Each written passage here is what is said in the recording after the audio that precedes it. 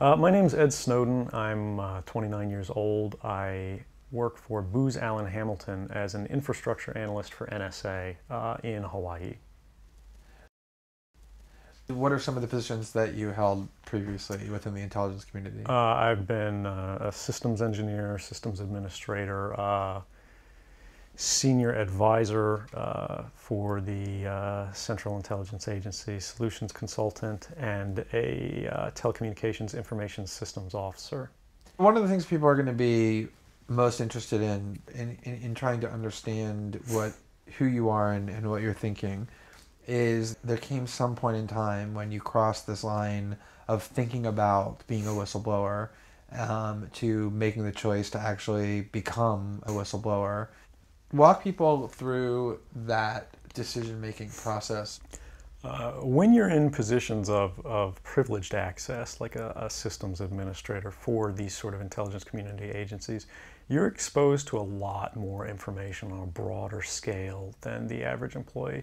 And because of that, you see things that may be disturbing, but over the course of a normal person's career, you'd only see one or two of these instances.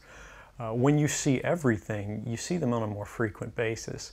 And you recognize that some of these things are actually abuses. And when you talk to people about them, in a place like this where this is the normal state of business, people tend not to take them very seriously and move on from them. But over time, that awareness of wrongdoing sort of builds up and you feel compelled to talk about it. And the more you talk about it, the more you're ignored, the more you're told it's not a problem.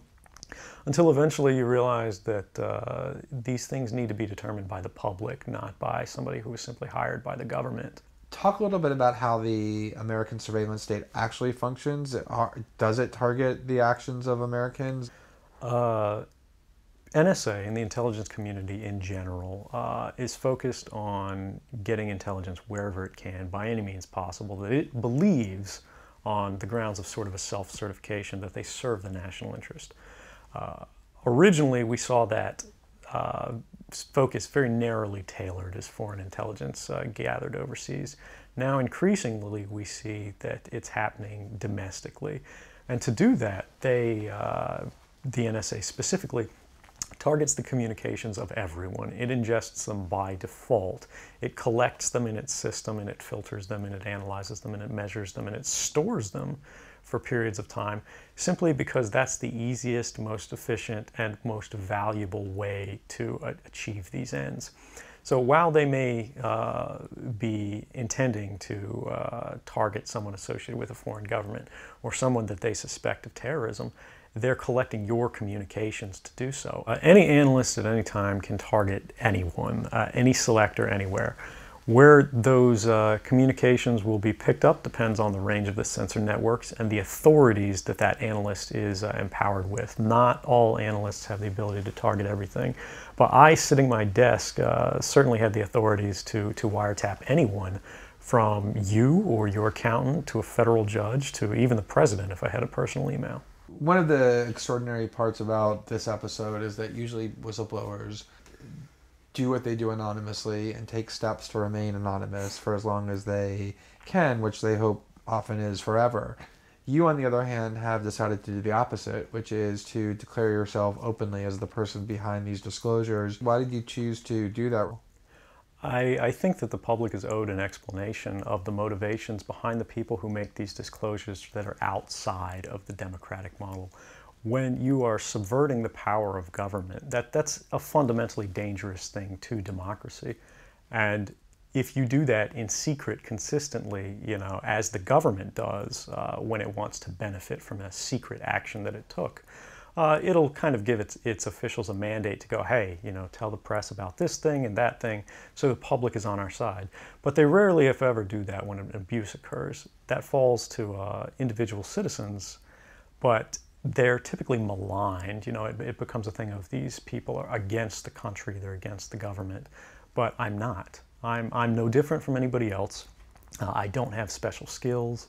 I'm just another guy who sits there day to day in the office, watches what's happening, and goes, this is something that's not our place to decide. The public needs to decide whether these programs and policies are right or wrong. And I'm willing to go on the record to defend the authenticity of them and say, I didn't change these. I didn't modify the story. This is the truth. This is what's happening.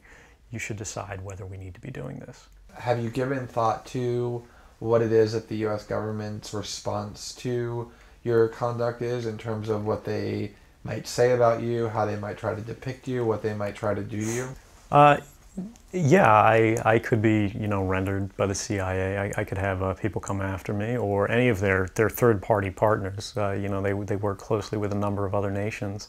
Or they could pay off the triads, or any of their agents or assets. We've got a CIA station just up the road in the consulate here in Hong Kong, and I'm sure they're going to be very busy for the next week. And that's a fear I'll live under for the rest of my life, however long that happens to be. You can't come forward against the world's most powerful intelligence agencies and be completely free from risk, because they're such powerful adversaries that no one can meaningfully oppose them. If they want to get you, they'll get you in time. But at the same time, you have to make a determination about what it is that's important to you. And if living unfreely but comfortably is something you're willing to accept, and I think many of us are, it's the human nature. You can get up every day, you can go to work, you can collect your large paycheck for relatively little work against the public interest, and go to sleep at night after watching your shows. But if you realize that that's the world that you helped create, and it's going to get worse with the next generation and the next generation who extend the capabilities of this sort of architecture of oppression, you realize that you might be willing to accept any risk. And it doesn't matter what the outcome is, so long as the public gets to make their own decisions about how that's applied. Why should people care about surveillance? Because even if you're not doing anything wrong, you're being watched and recorded. And the storage capability of these systems increases every year consistently by orders of magnitude, to where it's getting to the point you don't have to have done anything wrong. You simply have to eventually fall under suspicion from somebody, even by a wrong call. And then they can use the system to go back in time and scrutinize every decision you've ever made, every friend you've ever discussed something with, and attack you on that basis to sort of derive suspicion from an innocent life and paint anyone in the context of a wrongdoer. We are currently sitting in a room in Hong Kong, which is where we are because you've traveled here. Talk a little bit about why it is that you came here, and specifically there are going to be people who will speculate that what you really intend to do is to defect to the country that many see as the #1 rival of the United States, which is China, and that what you're really doing is essentially seeking to aid an enemy of the United States with which you intend to seek asylum. Can you talk a little bit about that? Sure. So there's a couple assertions in those arguments that are sort of embedded in the questioning of the choice of Hong Kong. The first is that China is an enemy of the United States. It's not. I mean, there are conflicts between the United States government and the Chinese PRC government, but the peoples inherently, we don't care. We trade with each other freely. We're not at war. We're not in armed conflict, and we're not trying to be. We're the largest trading partners out there for each other. Additionally, Hong Kong has a strong tradition of free speech. People think, oh, China, great firewall. Mainland China does have significant restrictions on free speech, but the people of Hong Kong have a long tradition of protesting in the streets, of making their views known. The internet is not filtered here, no more so than any other Western government. And I believe that the Hong Kong government is actually independent in relation to a lot of other leading Western governments. If your motive had been to harm the United States and help its enemies, or if your motive had been personal material gain, were there things that you could have done with these documents to advance those goals that you didn't end up doing? Oh, absolutely. I mean, anybody in the positions of access with the technical capabilities that I had could, suck out secrets, pass them on the open market to Russia. They always have an open door, as we do.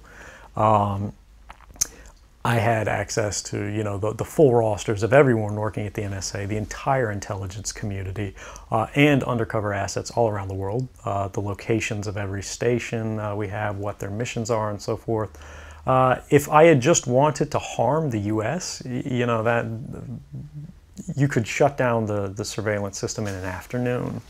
But that's not my intention, and I think for anyone making that argument, they need to think, if they were in my position, and you live a privileged life, you're living in Hawaii in paradise and making a ton of money, what would it take to make you leave everything behind?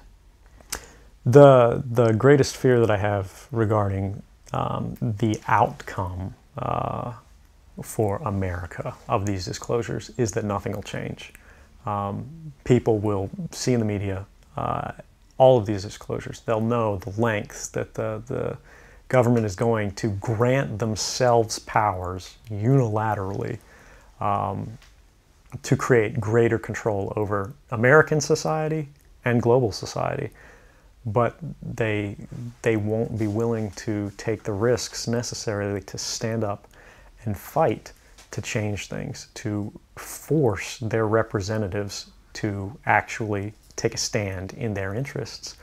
And the months ahead, the years ahead, it's only going to get worse until eventually there will be a time where policies will change, because the only thing that restricts the activities of the surveillance state are policy. Even our agreements with other sovereign governments, we consider that to be a stipulation of policy rather than a stipulation of law. And because of that, a new leader will be elected. They'll flip the switch, say that because of the crisis, because of the dangers that we face in the world, some new and unpredicted threat, we need more authority, we need more power, and there will be nothing the people can do at that point to oppose it, and it'll be turnkey tyranny.